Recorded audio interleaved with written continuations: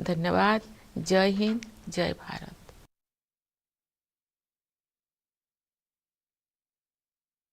My dear fellow citizens, my heartiest greetings to all of you on our 77th Independence Day. It is a glorious and auspicious occasion for all of us. I am overjoyed to see that festivity is in the air. It is a matter of delight as well as pride for us to see how everyone, children, youth, and the elderly in cities and villages everywhere in India are excited and preparing to celebrate this festival of our freedom. The people have been celebrating Azadi Ka Amrit Mahotsav with great enthusiasm. Independence Day celebrations also remind me of my childhood days. We could not contain our excitement of participating in the Independence Day celebrations in our village school. When the tricolor was hosted, we felt an electrifying energy pass through us. With our hearts full of patriotic pride, we salute the national flag and sang the national anthem. Sweets were distributed and patriotic songs were sung, which kept playing in our minds for many days. I was fortunate in having an opportunity to relive these experiences when I became a school teacher.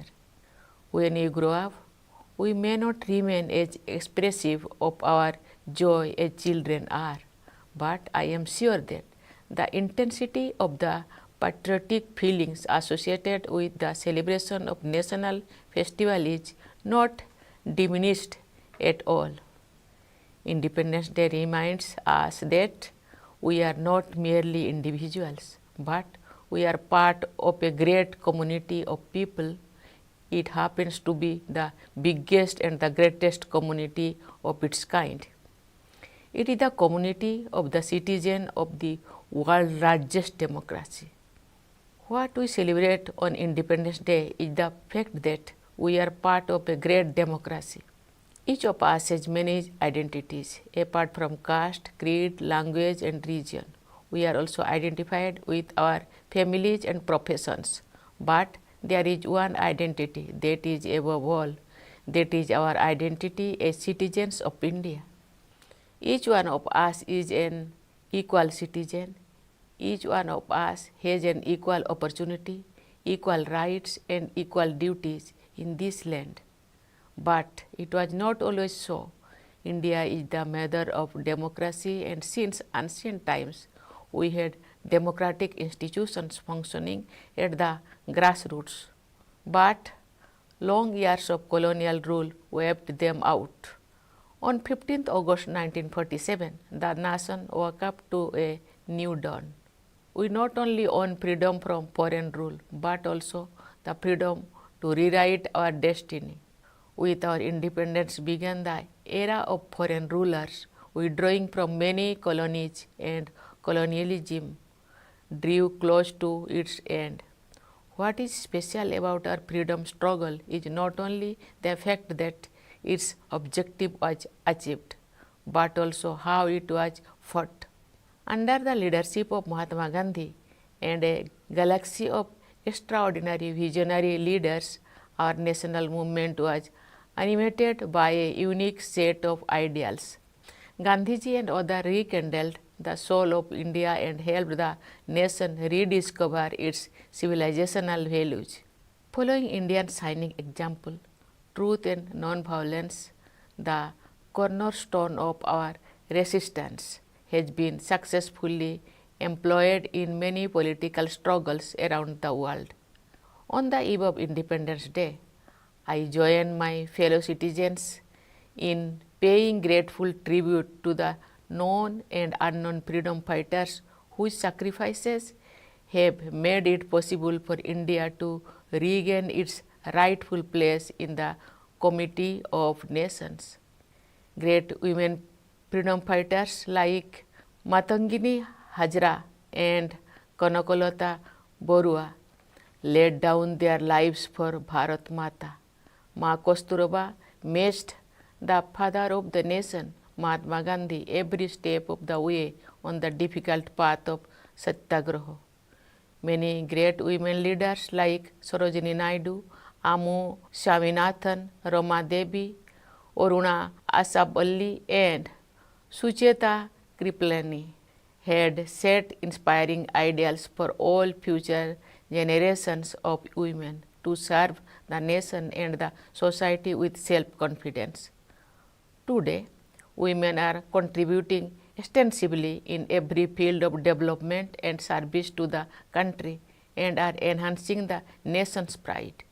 Today, our women have made their special place in many such fields in which their participation was unimaginable a few decades ago.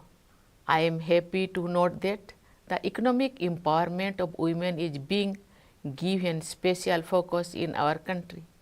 Economic empowerment strengthens the position of women in the family and society. I urge all fellow citizens to give priority to women empowerment. I would like our sisters and daughters to overcome challenges with courage and move ahead in life. Development of women was among the ideals of our freedom struggle. Dear citizens, Independence Day is an occasion to reconnect with our history. It is also an occasion to assess our present and reflect about our way forward. Looking at the present, we see that India has not only regained its rightful place on the world stage, but it has also enhanced its standing in the international order. During my visits and interactions with the members of the Indian diaspora, I have observed a new confidence in the India story. India is playing a crucial role in promoting developmental and humanitarian goals around the world. It has also assumed leadership of international forum, especially the presidency of G20. As the G20 represents 2/3 of the world population, this is a unique opportunity to help shape global discourse in the right direction. With the G20 presidency, India can nudge decision making in trade and finance towards equitable progress. Beyond trade and finance, matters of human development too are on the agenda. There are many global issues that concern all humanity and are not limited by geographical boundaries. I am confident that with India's proven leadership in dealing with global issues, member nations will be able to advance effective action on these fronts. What is notable in India's presidency of G20 is the way this diplomatic activity has been taken to the grassroots. There has been a first of its kind campaign to encourage people's participation. It is delightful to see, for example, students enthusiastically participating in diverse contexts organized in schools and colleges touching upon the themes of G20. All the citizens are enthusiastic about events related to G20. Dear fellow citizens, this enthusiasm along with a sense of empowerment is possible because the nation has been taking great strides on all fronts. India's economy has proven to be not only resilient during turbulent times, but is also a beacon of hope for others. The world economy is passing through a delicate stage as the pandemic has been followed by international events that have added to the air of uncertainty. Yet the government has been able to navigate the stormy waters very well. India has converted challenges into opportunities and has recorded high GDP growth. Our Annadata farmers have contributed significantly to our economic growth. The nation feels indebted to them. Inflation at the global level remains a cause for worry, but in India, the government and the Reserve Bank have managed to contain it. The government has succeeded in protecting the common people from high inflation while also providing a more extensive security cover to the poor. The world looks up to India for global economic growth. The continued economic progress is driven by a two-pronged strategy.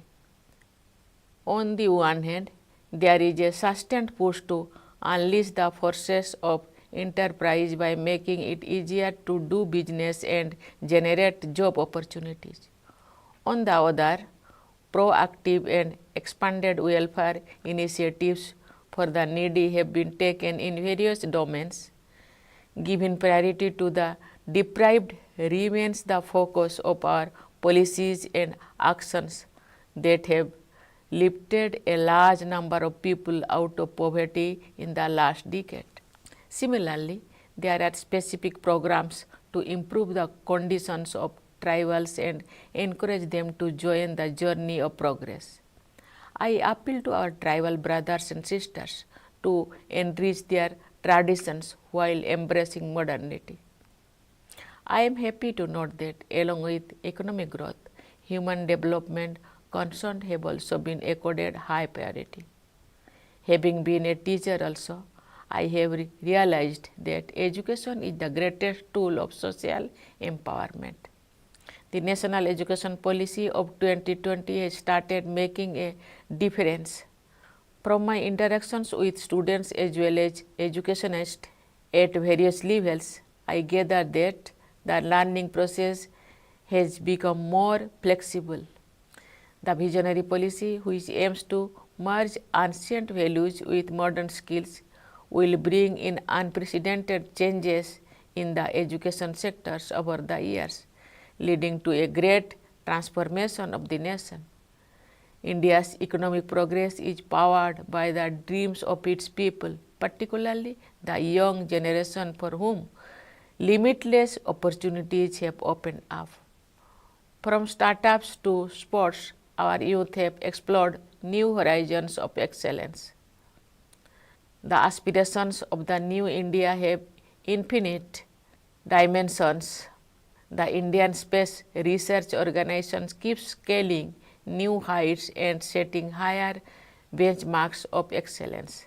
This year, ISRO launched Chandrayaan-3 and its lander named Vikram and its rover named Pragya are slated to land on the moon in the next few days. It will be a proud moment for all of us and I look forward to it. But the mission to the moon is only a stepping stone for our future space programs. We have to go far ahead. For their work in space and also on Earth, our scientists and technologists are bringing laurels to the country. To foster the spirit of research, innovation and entrepreneurship, the government is setting up the Anusandhan National Research Foundations with an amount of rupees 50,000 crore for next 5 years.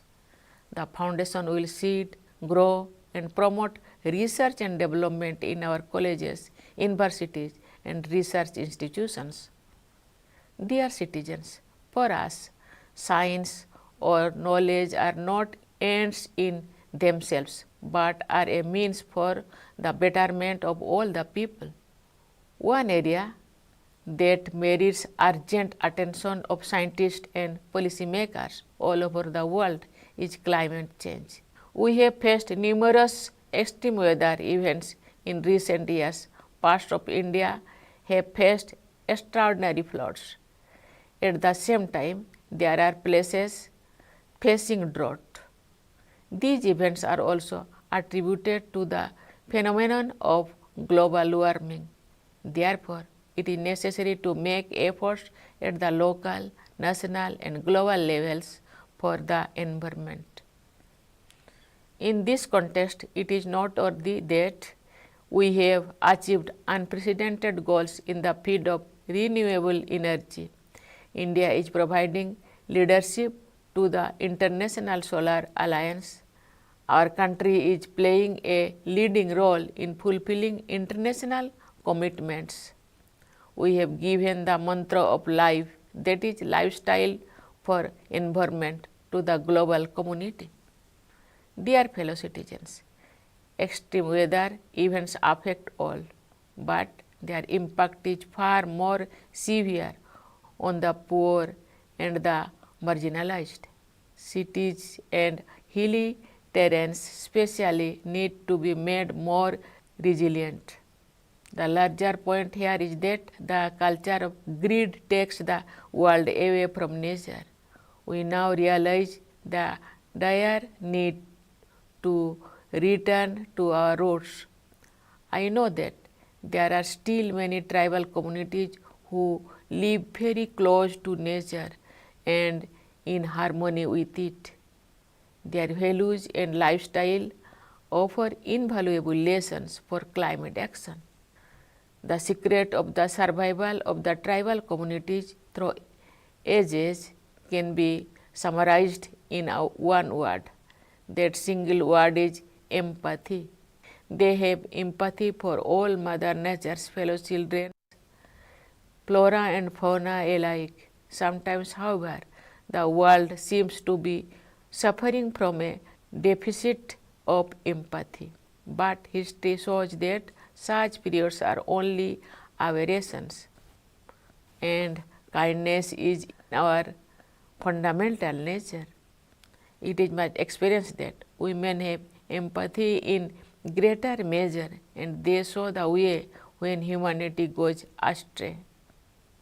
Our country has entered Amrit Kal with new resolutions, and we are moving forward towards making India an inclusive and developed nation by the year 2047. Let us all take a pledge to perform our fundamental duty to strive towards excellence in all spheres of individual and collective activity, so that the nation constantly rises to higher levels of endeavor and achievement. Dear fellow citizens, our Constitution is our guiding document. Its preamble contains the ideals of our freedom struggle. Let us move forward with the spirit of harmony and brotherhood to realize the dreams of our nation builders. On the eve of Independence Day, I once again extend my greetings to you all, especially to our soldiers guarding the borders, jawans of the forces, and the police providing internal security, and to the members of our diaspora living in every part of the world. I convey my best wishes to you all. Thank you. Jai Hind, Jai Bharat.